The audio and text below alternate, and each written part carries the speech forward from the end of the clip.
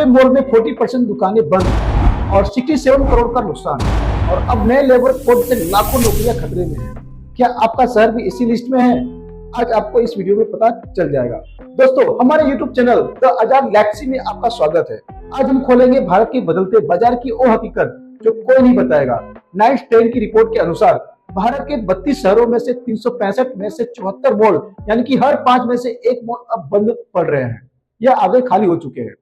इनमें करीब 1.55 करोड़ वर्ग फुट जगह बेकार पड़ी है और डेवलपर्स को हुआ है लगभग 6,700 करोड़ का नुकसान। दिल्ली एनसीआर में सबसे ज्यादा 21 घोस्ट मॉल और बेंगलुरु में 12 और मुंबई में 10, यहाँ तक कि कोलकाता जैसे शहर में भी अब अछूते नहीं है।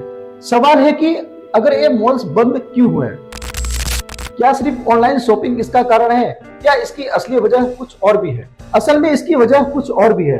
खराब लोकेशन प्लानिंग, डिजाइन की कमियां, बड़े ब्रांड्स की अनुपस्थिति और नई पीढ़ी की बदलती लाइफस्टाइल। आज ग्राहक सिर्फ खरीदारी नहीं, अनुभव चाहते हैं और पुराने मॉल वो देने में असफल हो रहे हैं। परिवर्तन सिर्फ बाजार में नहीं, मजदूरी कानूनों में भी हो रहा है। सरकार ने पुराने 29 श्रम कानूनों को समेटकर 4 नए लेबर कोड लागू करने की तैयारी की है। इनका मकसद है श्रम कानूनों को सरल बनाना, ईज ऑफ डूइंग बिजनेस को बढ़ाना, लेकिन मजदूर यूनियन इससे खुश नहीं है। उनका कहना है कि अब छटनी आसान होगी, नौकरी की सुरक्षा कम होगी और यूनियन की ताकत घट जाएगी। इंडस्ट्रियल रिलेशनशिप के तहत अब 300 से कम कर्मचारियों वाली कंपनियों को सरकारी अनुमति के बिना छटनी की छूट मिल जाएगी, यानी छटनी आसान और नौकरियां असुरक्षित। फिक्स्ड टर्म कॉन्ट्रैक्ट से कंपनियां लंबी अवधि की अस्थायी नौकरियां देने से बच सकती है। अब मजदूरों को डर है कि अब रोजगार अस्थायी होगा, अस्थायी नहीं।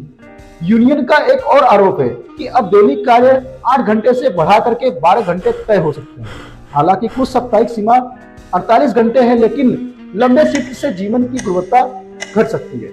सरकार का कहना है कि एक और सामाजिक सुरक्षा बढ़ाएंगे, महिलाओं को रात की शिफ्ट में भी समान अवसर देंगे और न्यूनतम वेतन का अधिकार सुनिश्चित करेंगे।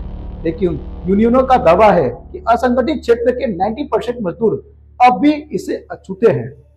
एक तरफ बाजार बदल रहा है जहां पुराने मॉल्स घोस्ट बन रहे हैं और दूसरी तरफ रोजगार का स्वरूप भी बदल रहा है जहां मजदूर अस्थायित्व का सामना कर रहे हैं। भारत बदल रहा है तेजी से, गहराई से, लेकिन सवाल अब भी वही है, क्या ये बदलाव सबके लिए बेहतर साबित होंगे या फिर कुछ लोग और कुछ मॉल्स इतिहास बन जाएंगे?